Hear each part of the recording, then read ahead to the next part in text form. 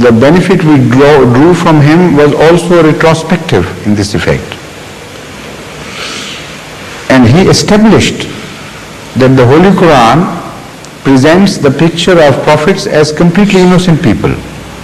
All the false allegations against them which have been made by earlier interpreters are wrong. Not only that he made this claim, he proved it from the very verses of the Holy Quran. He rejected the concept that some verses of the Holy Quran have abrogated certain other verses of the Holy Quran, and said that if you begin to believe in this erroneous idea, the sanctity of the Holy Quran would be tarnished. You will not have any confidence left in anything, because some people would say these are the verses which have abrogated those verses, and some people would say those are the verses which have abrogated these verses. So the certainty and the authenticity of the Holy Quran would be finished.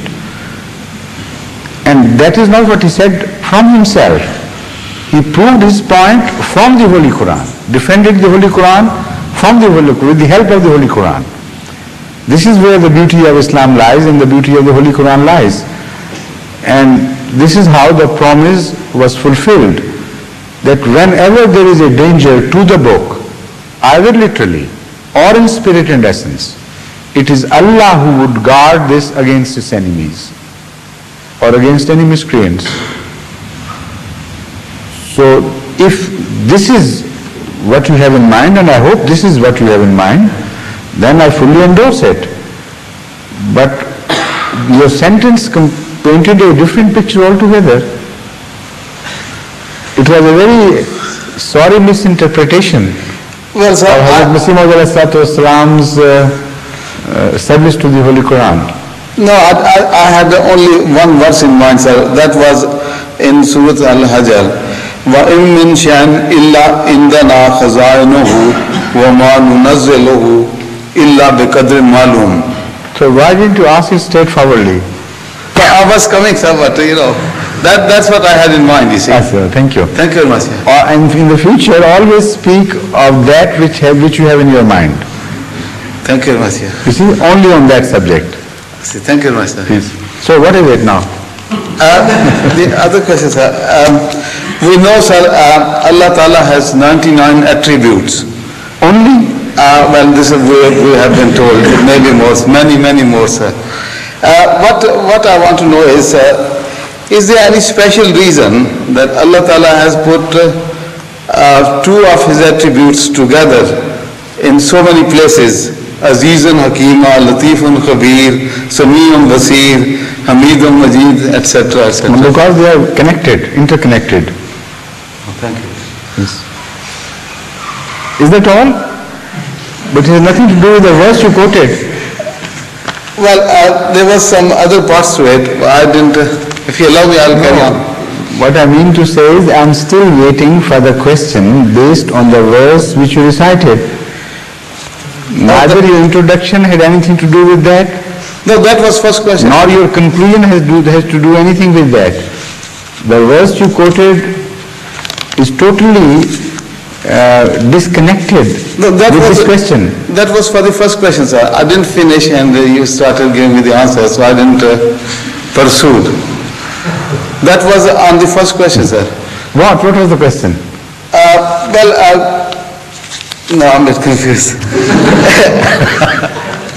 I had two questions in mind. Yes. One was about the attributes of Allah Ta'ala. Yes. And on that one, I wanted to know from you, sir. Allah Ta'ala says He is Shakur. Shakur means thankful. Now, how can Allah be Shakur when He is Shakir, and has attributes? We are thankful to Him. Shakir? We are thankful to Him. How can He be Shakur? That was one question there.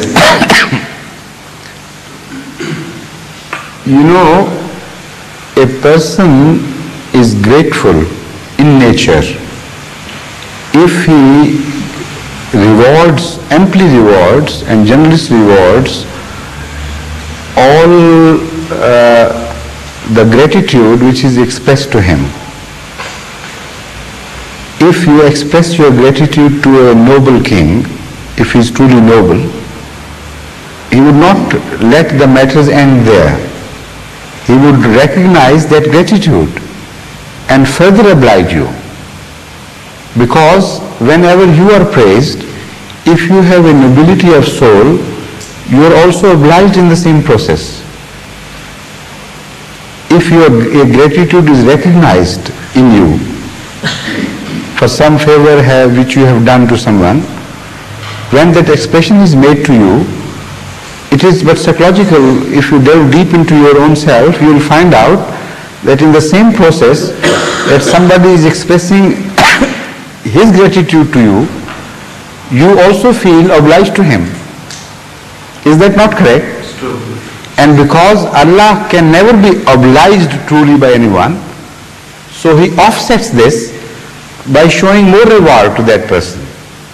So the one who was expressing gratitude remains always under debt to Allah. That is shukur.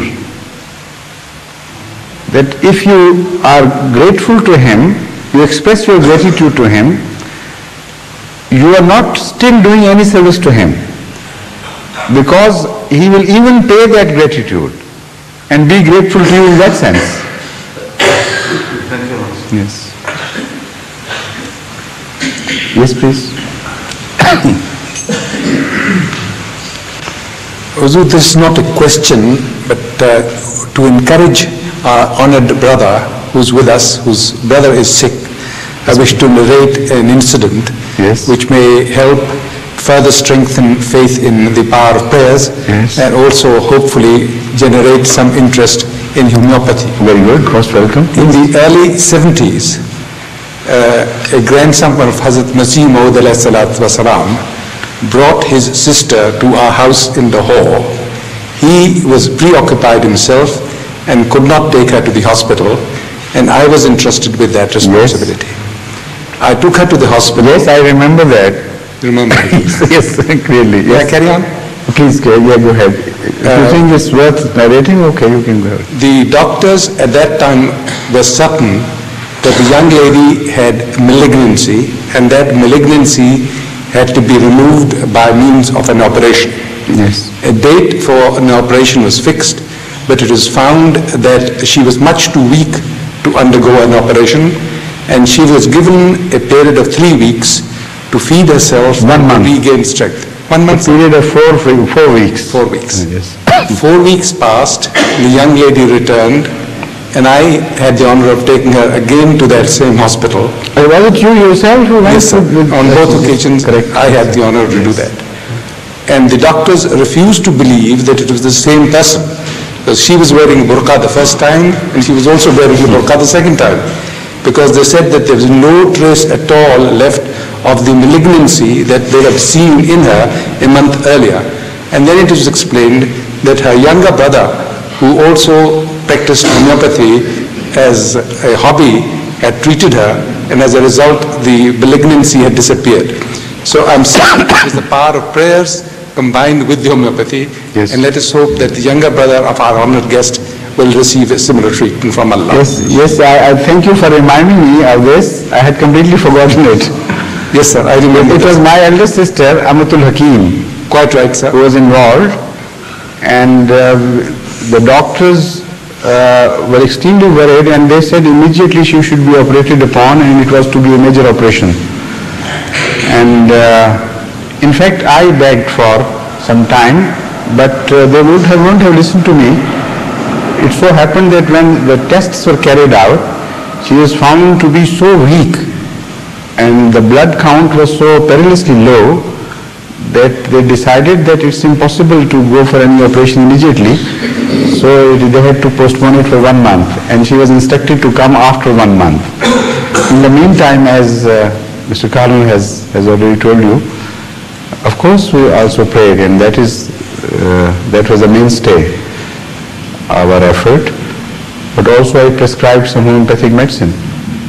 And after a month when she returned, everybody was surprised. The doctor, as he has himself told you, They said, no, we can't believe it is the same patient. These are the results of the same patient.